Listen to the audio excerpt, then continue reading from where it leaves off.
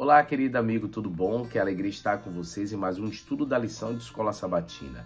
Falamos ontem sobre o EQM, a experiência do quase morte, que eu falei que seria um dos principais temas, porque é um erro que a gente vê aí acontecendo bastante. Até mesmo igrejas usam dessas experiências de pessoas para transformar em doutrinas e crença.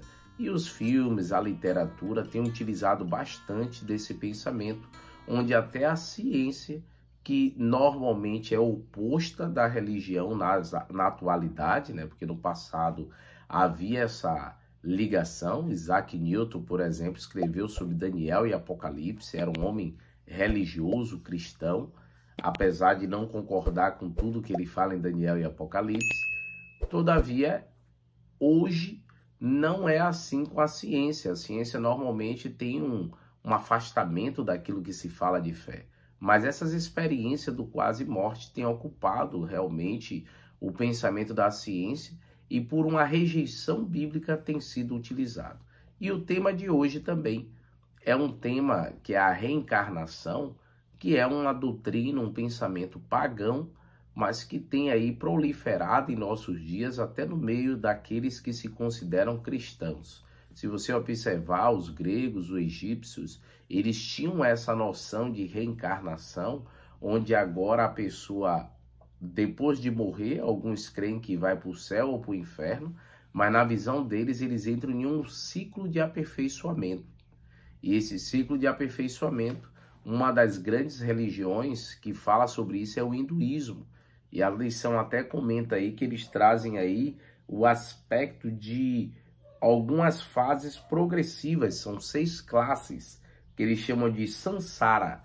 Então a pessoa ela passa pela primeira fase aquática, as plantas, répteis, insetos, pássaros, animais, e aí chega ao que?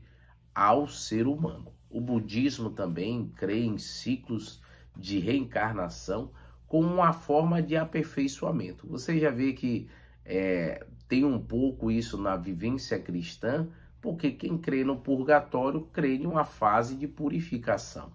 E o detalhe desses tipos de pensamento é que não tem uma base bíblica. Os textos que alguns até tentam usar são distorcidos. Em nossa era, o espiritismo, a doutrina kardecista, é que tem utilizado-se bastante desse aspecto do contato dos mortos e de uma purificação.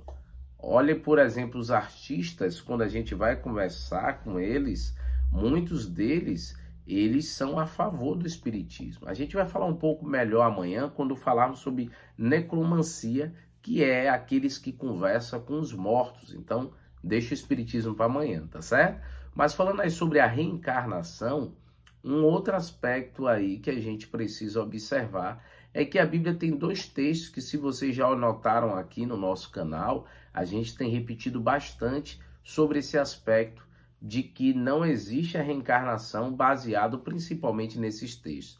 O primeiro é o de Hebreus, capítulo 9, verso 25 a 28, você pode ler o contexto, mas o verso 27 destaca que Cristo morreu uma única vez e que a gente vive uma única vez. E lá em 1 Pedro, capítulo 3, 18, ele enfatiza também que Cristo morreu uma única vez.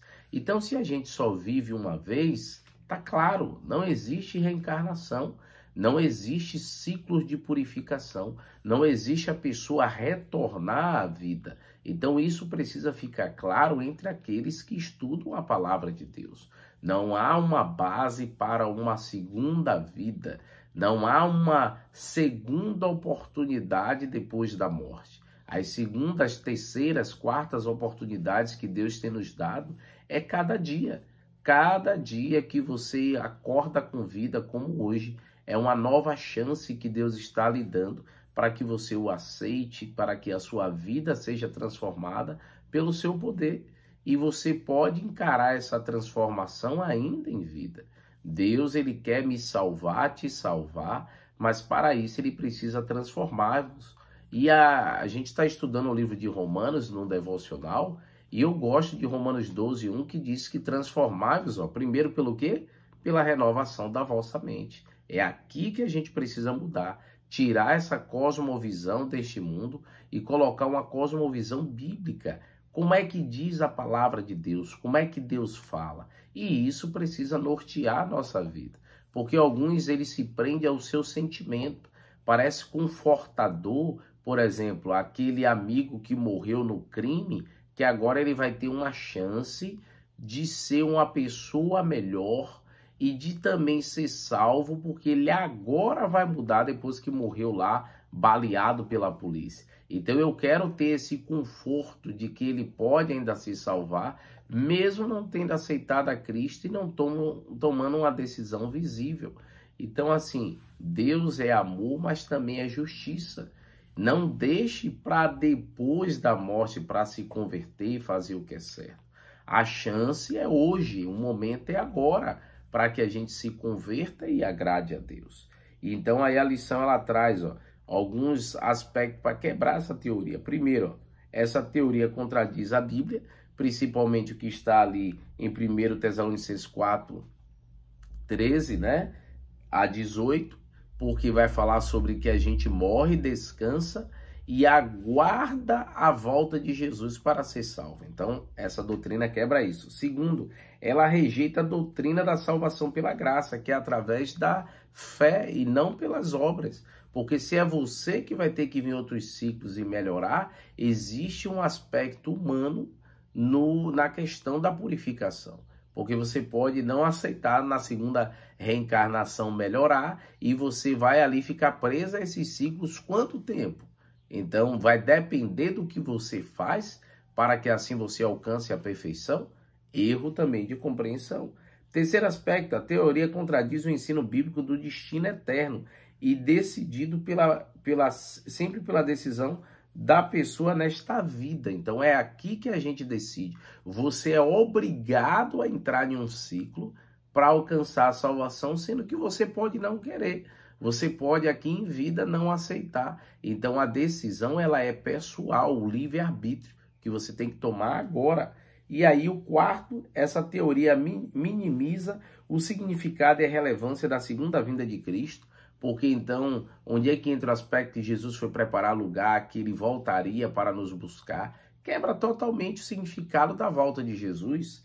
E por fim, a teoria propõe oportunidade após a morte para alguém, sendo que a Bíblia não apoia isso, como já vimos em Hebreus 9, 27, e também Eclesiastes capítulo 9, versículos 5 e 10, que diz que na morte não há projeto, não há plano, não há algo semelhante. Então, querido, se prenda ao assim diz o Senhor e não caia em conversas banais. Vamos orar? Querido Deus, ó Pai, nos ajude a continuar crendo e fazendo aquilo que te agrada, no nome de Cristo Jesus. Amém, Senhor.